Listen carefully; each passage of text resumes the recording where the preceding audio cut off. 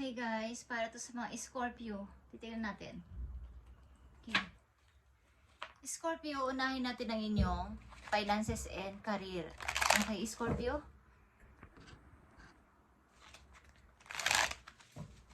Titignan natin ang inyong finances and career sa mga Scorpio. Ngayon ay August 1 guys, at umpisa na naman ang nagpasok na naman ang bagong buwan. Okay, bagong buwan na naman. Tapos na ang July at August na, guys. Scorpio, unahin natin ang inyong career. At titignan natin ang nasa napapaloob dito sa inyong career. Okay, Scorpio. Nandito ang take off. Okay? Take off. Now is a good time to take action, Scorpio. There is no stopping you now. Kailangan mo nang gumawa ng anumang action, any action. Bawa, pagdedesisyon, pagkilos, okay? Things will take off quicker than you expected. Lahat ng mga nasa sitwasyon ka ngayon na para kang nag-iisip ng mga bagong papasimulan sa buhay, bagong i-start sa buhay, about sa pagkakapirahan o sa iyong trabaho is, mas mapapabilis kung gagawa ka na ng aksyon at ito ay parang itatadhana sa iyo na mangyari. Okay? Magiging mabilis ito kaysa sa iyong ini-expect. It would help to establish a clearer plan before moving forward. Okay. Kailangan mo na mag-decide. This time, sa mga Scorpio, sa inyong career. Ano man yung career na inyong binabalak, ano man yan, guys, is titignan natin. Okay?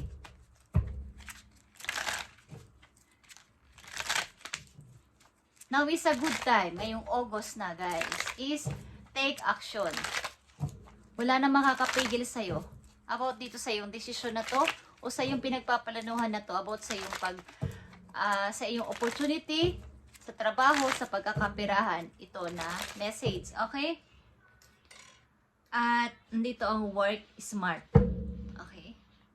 Pagkilos ng napaka-talino about sa iyong pagtatrabaho. Okay, ano nakapaloob sa take off sa mga Scorpio? Ano ba ang dapat ditong gawin na mga Scorpio? Nakikita nyo ba ang unang lumalabas na kaagad-agad? Is Two of Swords. Overthinking. Hindi makapag-decide. Okay guys?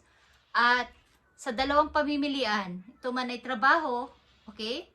Trabaho ito guys. Opportunity ito sa old and new opportunity.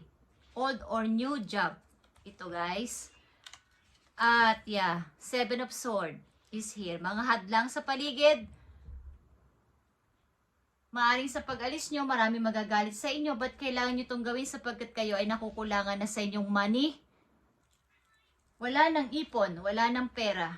Okay? Sa inyong opportunity to, sa inyong career. Ang message na to na una-una, take off. Kailangan mo nang gumawa ng anumang aksyon anytime this month. Sa mga Scorpio na nandito sa reading, kailangan nyo nang mamili old or new situation, old or new job. Okay?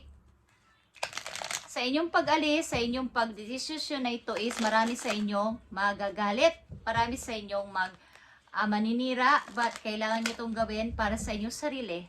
Okay? Scorpio. August 1, 2025 na reading ito guys. At para to sa inyo. Okay. Tingnan natin ang dalawang message dito.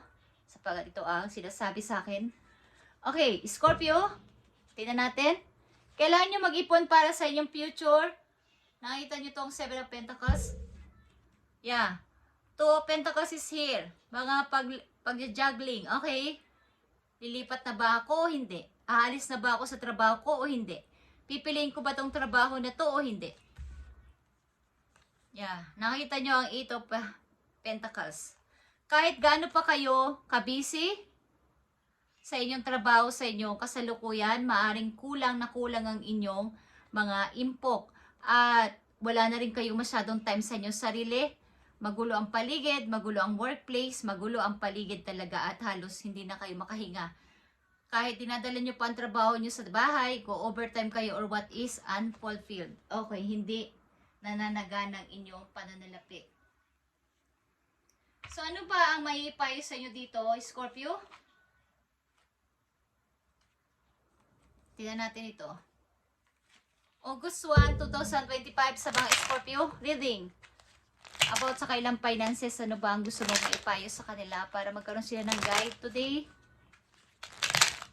Kahit ano bang gawin yung sisikap, pag-overtime o pagdadala ng trabaho sa bahay is, ang nangyayari lang ay wala kayong pahinga, but ganun pa rin ang routine, ganun pa rin ang sahod at walang pagbabago.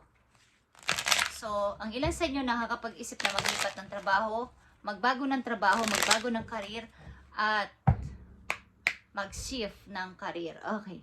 Tingnan natin ang payo sa inyo dito, Scorpio. Okay. Resilience is one of the strongest qualities you have. It was gotten you through so many trials and tribulations in the past. And it will continue to do so. Lean on that inner tower of strength anytime that you need it. You've got this. Okay. Kailangan mo nandito ay maging silent ka muna. Pag-isipang mabuti ito sapagkat may darating o may mag-a-appear sa iyo anytime, baka ngayon na o bukas o sa mga darating na araw na bagong opportunity na kailangan mo pag-isipan at pumili ka ng old versus new. Okay? Scorpio, sa inyong career ito. Ito yung strongest qualities na dapat mong gawin, maging silent muna kapag nangyari ang bagay na to at pag-isipang mabuti. Sapagkat marami sa iyo ditong humahad lang at maaaring may mga sagabal, but ang totoo nito ay ito ay iyong pag-unlad sa buhay at wala nang pakialam dito ibang tao. Okay, Scorpio? Para to sa'yo. August 1, 2025, para to sa'yo. Yeah. Like I said, solitude is here, resilient, at mag-isip-isip. Pag-isipang mabuti ang nakaraan. Ano ba ang mga nakaraan ko na ako ay hindi umunlad? Ano ba ang nakaraan ko na ako ay na-mistake? At reaching your destination, okay, is here. Your light is shining brightly. Itinuturo ka ng kapalaran doon na pumunta ka sa ibang lugar, pumunta ka sa, maybe maiba naman ang routine mo sa buhay para mabago ang iyong pagdating ng future, iba ka na, Scorpio. Okay? Maging silent ka muna sa iyong kasalukuyan kung sakasakali na dumating o mag-appear ang opportunity na to, pag-isipan mo itong mabuti sapagkat ito ay para sa iyo. Para to sa iyong kinabukasan. Okay? At dumako tayo sa iyong pag-ibig. Tingnan natin. Silipin natin mabuti ang iyong pag-ibig. Okay, August 1, 2025 sa mga Scorpio. Okay, pag-isipan nyo itong mabuti. Pag nag-appear ang opportunity na to, trabaho na to na bago sa inyong buhay, isa sa mga araw na to ay iyong pag-isipan at nakasalalay dito ang iyong future, nakasalalay dito ang iyong bagong buhay, Scorpio. Tingnan natin ang pag-ibig ninyo, guys. August 1, 2025. Ito ay general reading, guys, para to sa lahat ng Scorpio. At nakatakda itong ibigay sa inyo kung ito ay para sa inyo. Okay, pray yourself is here. It's time to back control of your life. Okay, about ito sa pag-ibig is pakawalan nyo na ang mga nagkukontrol sa inyo galing sa past o sa kasalukuyan pa na toxic na mga energy, toxic na pag-ibig, at ibalik ang energy ninyo bilang isang kayo na kayo ay may laya at kayo ay may kakayahan na tumawa, magpaganda, magpapogi sa inyong kasalukuyan. Okay? Huwag kayo magpakontrol sa mga taong inyong minamahal. Kahit yan ay inyo pang mahal o nagmamahalan kayo, kapag andyan na yung red flag na nakikita nyo na is, itigil na kaagad habang maaga pa, guys, para hindi na lumala at hindi na kayo doon ma-stuck. Okay. Ito ay inyong gabay at nandito ako para sa inyo, para ito ay inyong marinig at sundin nyo kung gusto nyo lang. Okay? Pray yourself, Scorpio. Leave your fears behind. They are stopping this relationship from blossoming. Okay. Kung ito talaga ay para sa inyo, huwag kayong matakot. At kung talagang ito ay tinatakda na kayo ay magkahiwalay dahil sa mga unhealthy habit o unhealthy na relationship na to is, pakawalan nyo na at huwag kayong matakot. Okay? Huwag nyong katakutan ang mapag-isa kung ito ay talagang pinupus kayo ng kapalaran na ito ay mawala na sa inyo sapagkat nawawala na din ang inyong energy dahil sa control ng pag-ibig na to sa inyo. Okay? Scorpio, gratitude is here. You need to be grateful for love already present in your life to attract more of it. Ang ibig sabihin nito kung kayo ay single sa ngayon at wala pang pag-ibig dahil nga kayo ay nagparaya o pinaalis nyo ng taon to sa buhay ninyo sapagkat kayo ay nakokontrol na is panatilihin pa din ang kabutihang loob sa maraming tao kahit ito pa ay hindi sa pag-ibig. Yung mabuting ginagawa nyo, maging grateful kayo sa lahat-lahat sa inyong present life. Okay? Keep the doors open pa din kahit kayo ay lumayo na dito at pinakawalan nyo na ang pag-ibig na to. So, ano mangyayari sa inyong pag-ibig sa mga darating na araw o buwan, linggo, buwan o taon? Kung may darating man, ano at sino ang paparating na person sa inyong buhay? Pakita mo ang message sa mga Scorpio para magkaroon sila ng kaalaman at guide sa kanilang araw-araw na ginagawa. Okay, ano ang darating sa mga Scorpio na pag-ibig at ano ang katangian? Ano ang klaseng tao ito? Ito ba ay mabait? Okay, Scorpio. Tingnan natin. Darating na message sa inyo about sa pag-ibig. Nakikita nyo to, guys. Kaya kayo ay hindi nagtatagumpay sa inyong iniibig sa kasalukuyan sapagkat may hinahanap at hahanapin na inyong puso na nasa malayo sapagkat hindi ito ang tamang tao para sa inyo ang kasama nyo sa inyong kasalukuyan. Kung ito ay unhealthy relationship na, hindi ito ang person na para sa inyo, guys. Pansamantala na kayo ay manahimik, mapag-isip-isip at darating itong tao na ito sa buhay nyo sa unexpected na pangyayari. Okay? Sapagkat ito ay tinakda sa inyo. May hawak kayo ditong pisi. Ito ay nasa malayong place. Ay, Scorpio. Para sa inyo ang tao na yon na hindi nyo pa namimit maybe. Okay? Pabati ng mga person sa inyo, nakikita itong awakening. Ina-awakening kayo o ginigising kayo ng inyong mga anghel na kayo ay gumising na dyan sa relationship na yan sapagkat hindi mo yan deserve, Scorpio, at may taong nakadeserve sa'yo. May taong nakatakda para sa'yo. Tigilan mo na to, sabi ng yung Cupid. Okay? Nakikita nyo to, Two of Cups. Nakatakda kang sa iyong soulmate na makilala mong person na to. Ito ay parang hindi mo ine-expect na makikilala mo. Ito ay itatakda sa iyo sa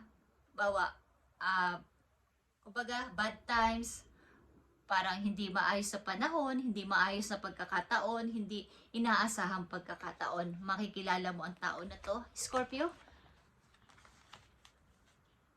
Five of Arrows. Okay. May dapat ka ditong isakripisyo sa relasyon na to sapagkat may darating sa iyong tao talaga na para sa iyo. Okay? Scorpio, yan ay nakatakdang mangyari sa iyo sa mga susunod na araw o linggo o buwan. Ang taong kasama mo ngayon kahit ano pang gawin mo na siguro pag-grow is hindi mangyari kung ito ang inyong nararanasan sa ngayon is may nakatakdang tao para sa inyo talaga at hindi ang taong inyong kasama na kayo ay nagtitiis lamang dito, okay?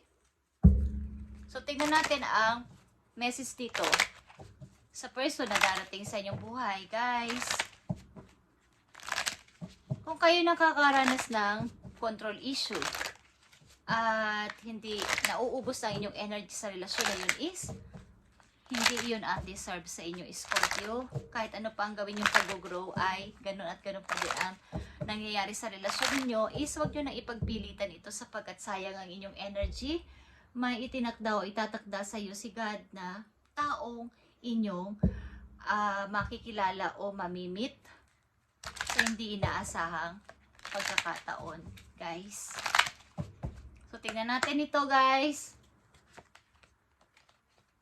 Surprise, okay? You may be about to be surprised. Kapag nakilala mo ang tao na to ay mapag-surprise. Mahilig sa sorpresa. Bigla kang papadala ng gift. Bigla kang gugulatin. Biglang may bibigay sa yung regalo na hindi mo naman hinihingi o ine-expect. Ang tao na to ay romantiko at mamahalin ka ng lubos-lubos. Okay, Scorpio? Maniwala ka man o hindi, ito ay totoo. Okay? Tingnan natin ang message pa for you. Last message dito. Sa mga Scorpio. Tingnan natin. Ito man ay paalala sa'yo o dapat inyong tandaan is pakinggan nyo kung gusto nyo lang guys. August 1, 2025. Okay.